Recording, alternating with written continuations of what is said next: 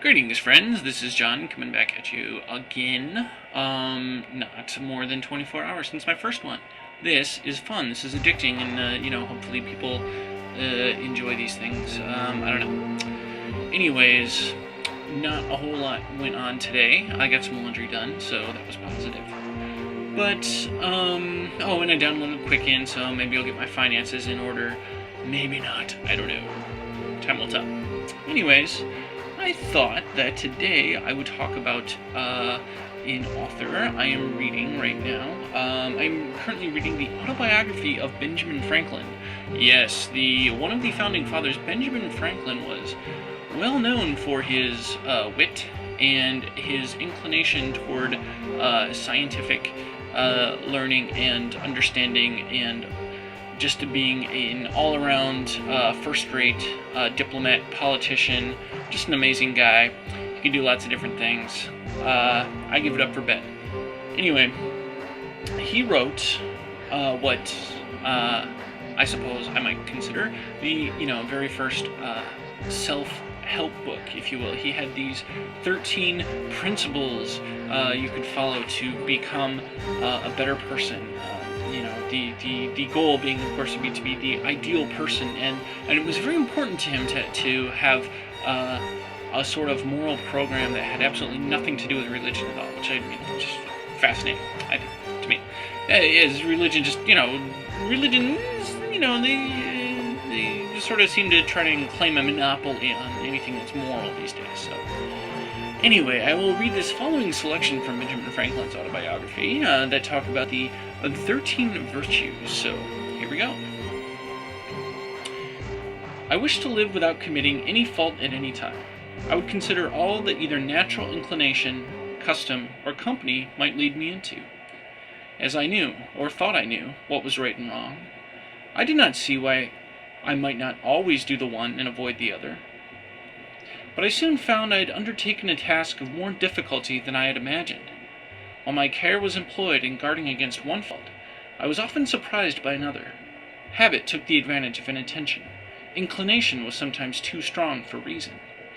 I concluded at length that the mere speculative conviction that it was our interest to be completely virtuous was not sufficient to prevent our slipping, and that the contrary habits must be broken, and good ones acquired and established, before we can have any dependence on a steady, uniform rectitude of conduct.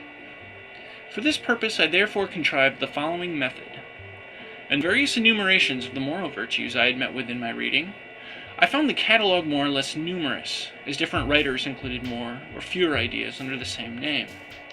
Temperance, for example, was by some confined to eating and drinking, while by others it was extended to mean the moderating every other pleasure, appetite, inclination, or passion, bodily or mental, even to our avarice and ambition.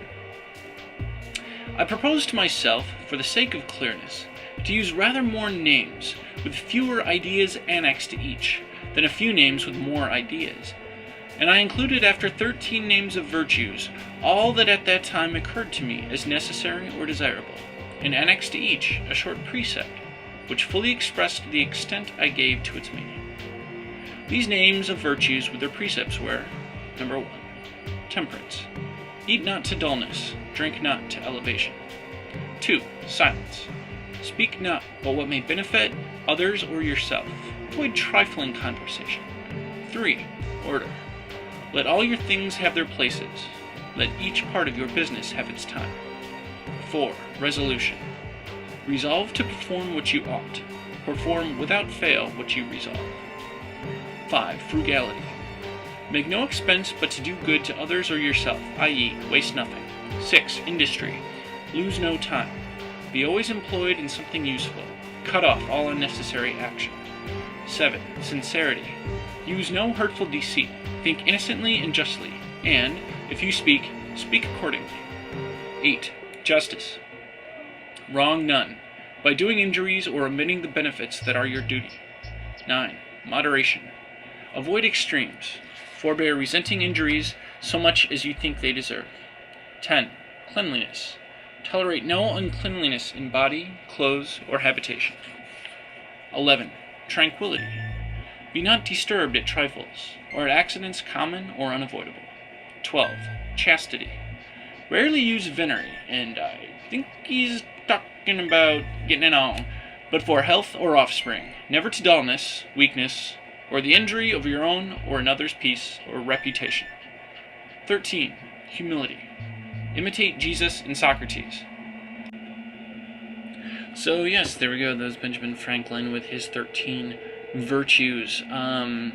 Interesting side note. He said that he had been interested in starting communities of people, actually, like young people that would sort of carry forth these moral ideas and affect societal change. Perhaps, I don't know. Like maybe he wanted to start a little cult. We don't know, or maybe it was just more like the Deepak Chopra of the early 1800s. I don't know, but either way, 13 steps, very, very interesting. And the other little interesting tidbit is, after he finished reading this thing, he said, these are virtues that had to be mastered in order, and you'll notice that humility is at the very end. He felt that humility really was the most difficult of all the virtues to master, and that's why it's at the end. So, maybe there's something to it. Interesting stuff. No. Yes, well, anyway, that's about it for me this Sunday. Have a wonderful, last half hour or so of the weekend, even though you probably won't hear this until Monday when you're at work. And, just sort of back to hating your life as is usual for Mondays. So, man, I don't know. Don't know what to tell you. Anyway, here's John, and signing off. Good night.